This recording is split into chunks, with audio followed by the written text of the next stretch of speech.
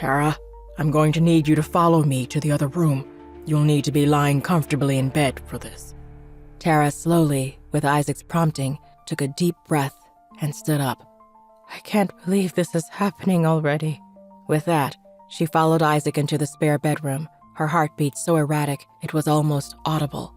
When Devyn returned carrying the items she'd been dispatched to get, Isaac was helping Tara get comfortable on the bed. Devyn set the water and towels down on the bedside table and leaned on the wall beside the backboard. How is she? Everything okay so far? She's doing just fine. Isn't that right, Tara?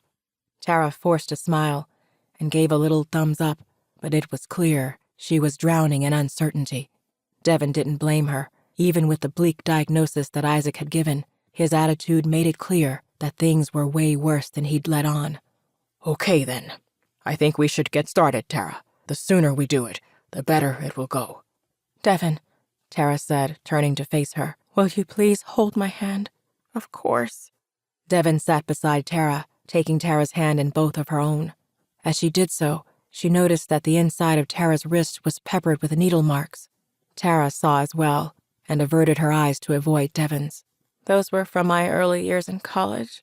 I liked to get out and party a bit, and I could never tell Mark where I really got them, of course. Devyn stayed silent, not knowing how to react, but her pained expression showed clear as day. Here, Tara, Isaac said, beckoning to her and breaking the awkward silence starting to take hold. Take these. They'll help a bit with the pain. He held out a few pills, and Tara took them from him, reaching for the bottle of water she'd brought along from the living room. If I told you this was going to be pleasant, I'd be lying. Childbirth is excruciating at the best of times, but now, well, we don't have much of a choice, I'm afraid. This is the only way. Tara nodded to indicate her understanding. I know. I'm ready to do whatever it takes. That's what a mother does, right? Isaac smiled as she said this, but it was a sad smile, devoid of the usual optimistic glow that a smile should exude. Okay then, Isaac said before turning to Devyn. You might need to hold her down for this, Devyn. Firm but gentle, if you would. Help her undress for the procedure and cover her up, please. Isaac walked out of the room, and Devyn got to work helping Tara disrobe. As she finished, she noticed Tara had already broken out in a sweat, and her eyes were tightly shut. Isaac had been right about how short on time they were. Devyn covered Tara's body with a large cloth and wiped down her forehead to try and soothe her. Isaac walked back in, his hands freshly sanitized, and his eyes set with determination. For the first time, Devyn realized just how much pressure was on him. Lives were at stake, and he was going far out of his comfort zone to try to save them.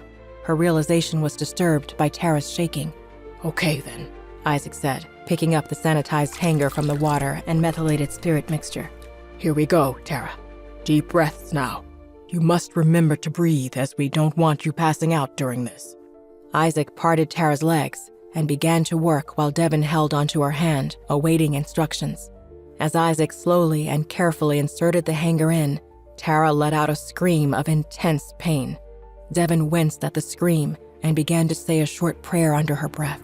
No, stop, Devyn! Tara turned to the young woman, tears in her eyes and some running down her face. I don't want God anywhere near this. I'm going to have this baby on my own, even if it kills me. Before either of the two women could say any more, Isaac's hanger broke through the embryonic sac. Tara shrieked louder than ever, and liquid came gushing out from under the cloth. Tara squeezed Devyn's hand with a vice grip that made Devyn grit her teeth while she struggled to hold Tara down with her free hand. Your water just broke. You're all good, Tara. That's the first trial overcome. So you did it, Tara. Well done. Devyn, mop up some of this with the towels, please. Tara let out another loud, piercing scream. She was soaked in her own bodily fluids and sweat and looked as though she was in severe pain once more.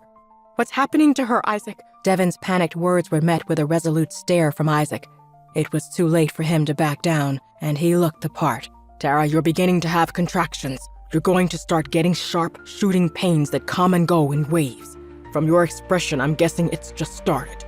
They're going to get stronger and stronger now. Just go with it and breathe. Tara nodded weakly, already short on breath and energy. I need you to tell me each time that wave comes again, okay? Tara nodded again and managed a weak okay before closing her eyes once more. Isaac turned to speak to Devyn. Her labor will pick up from here slowly, and the baby will eventually come. It might take a while. It's happening again. Tara's voice was low and steeped in pain, but the two heard her clearly in the tense atmosphere. Isaac looked at his watch with a concerned expression. What? Devyn asked, agitated. What's wrong now? Her water broke just moments ago, but her contractions are already progressing so quickly. What does that mean? It means the baby will be here much sooner. Devyn sighed with exasperation. How soon? It could be any time now. There's no way for me to be more precise, unfortunately. As Isaac said this, it occurred to Devyn that Tara had been unusually quiet. Turning to check on her, Devyn realized, much to her horror, that Tara had passed out. Isaac, Devyn said, sounding the alarm. She's unconscious. Do something. Isaac frantically shook Tara by the knees to no avail.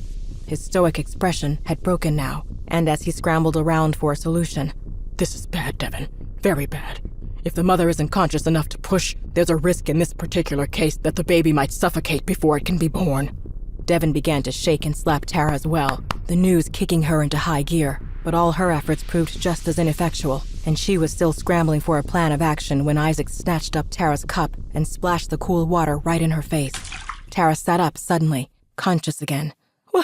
What happened? She was still a bit groggy and couldn't immediately process what was going on. You passed out, Devyn answered, relieved. Your baby's coming, remember? You need to help us. You have to help the baby come out. He's waiting to see Mama, Tara. That little one just can't wait to see you. Tara nodded, but it was half-hearted, as if she didn't believe that the baby couldn't wait. In fact, Tara believed the baby wanted to stay right there where he was, warm and snug inside of her.